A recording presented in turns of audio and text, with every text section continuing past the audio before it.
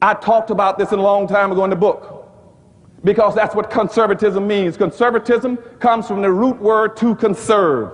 To conserve means to hold on to what you've got, or those who ain't got, as my mother said in a third grade education, you ain't gonna get. That's what conservatism means. And it means nothing else. It means maintain the status quo. It means use every device that you have to give the pretense that what you see is normal. And right now there's a conservative move in this country going from the White House across this land through the Congress that says whatever exists all over this nation and in Los Angeles is normal. They want you to believe that it's normal to go out in Los Angeles and see all the drug abuse and all the crime, all the poverty, and all the suffering of black folk lying and sleeping on the streets, drugged out, doped out. They want you to believe that's normal. That's what conservatism means, maintain the status quo.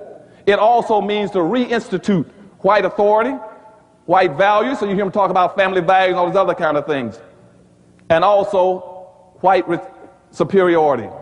So when people start talking about they want to go back and be a conservative, you ask them, what are you trying to conserve? When my people don't own anything and you own 100%, what have I got to conserve? When you hear blacks going around screaming about they're a black conservative, you ask them, what are you conserving? Tell me one point in history that you found something that you want to conserve.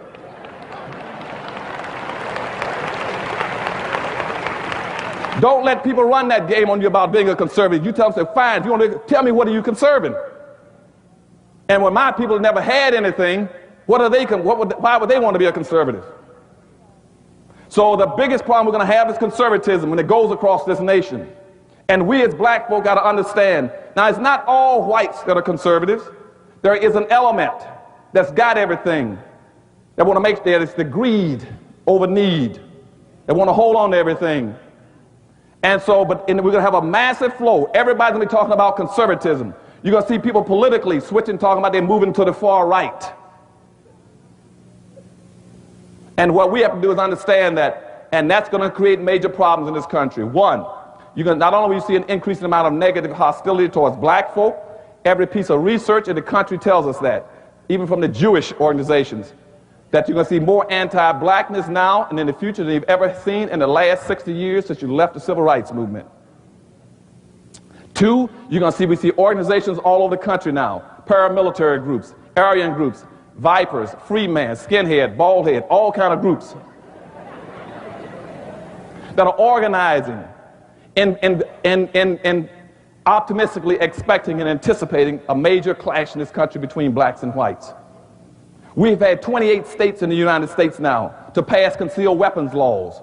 That's specifically so some of the white contingency groups can carry weapons and arms at all times. That's why you have such a major thrust from the National Rifle Association. That's why they're controlling most of your politicians.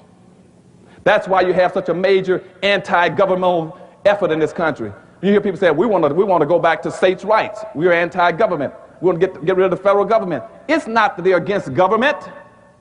They know that in history, the only people who've ever saved black folk has been the government, twice, the federal government. And if you eliminate the federal government by downsizing the government, black folk no longer have an ally. And if a clash occurs, you got nobody to come to the rescue a third time to help you. You see, you were pulled out of slavery by the federal government. You were pulled out of Jim Crowism by the federal government. There are contingencies in the country that says the next time there won't be a federal government to pull blacks out. And you hear them talk about their anti-government, that's what they're talking about. They're not against government. And later on you hear me tell about why they're not against government. Because you see, primary wealth in this country, the primary responsibility of government is to move wealth and to move power. And that's how the dominant society got its wealth and its power, by using government. But now they want to make sure black folk don't have access to it. That's why they're anti-affirmative action, but I'll get into all that a little later. But so the biggest thing, one of the biggest things that are going to drive us in this underclass structure will be conservatism. The second thing is that you're going to have an unending influx of immigrants into the country. And that's what Dr. Price is talking about. And nobody, no black politician, no black organization wants to deal with that issue. They will avoid it at all costs, even though in their hearts they know that's one of the biggest problems for black folk.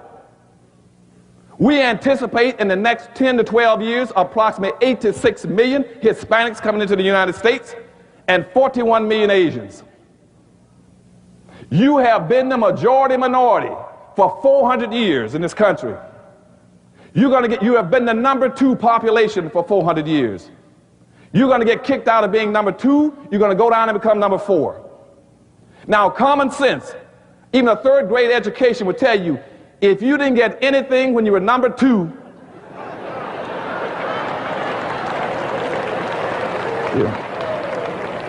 you all jumped ahead of me, but anyway, you can guess what you're going to get when you become number 4.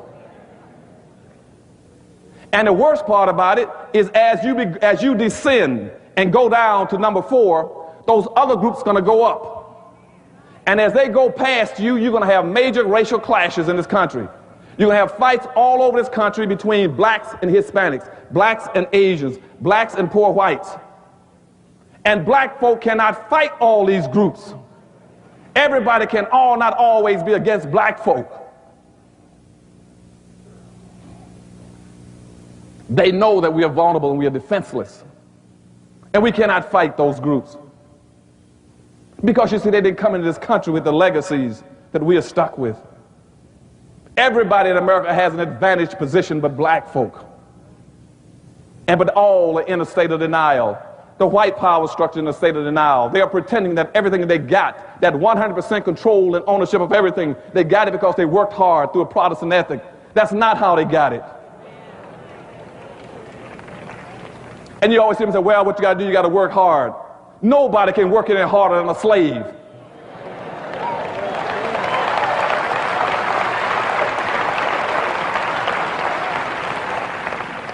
But they're going to keep running these games on black folk. And at the same time, we got black folk that are accepting that what we got to do is work harder. And you see, when we get into that in a few minutes about history, what the power structure really wants is what we call unearned income. Slavery was nothing but unearned income for whoever owns the slave. And once slavery ended, that's where Wall Street came from. Wall Street was based on slavery. Everything that blacks were producing went to Wall Street then. And now that all that money that's amassed on Wall Street is still producing unearned income. All that money is producing a regular salary for people. It's in stocks and bonds and dividends. They don't have to work. Never had to work. But we're going to talk about that later on. So what I'm saying now is that you're going to have these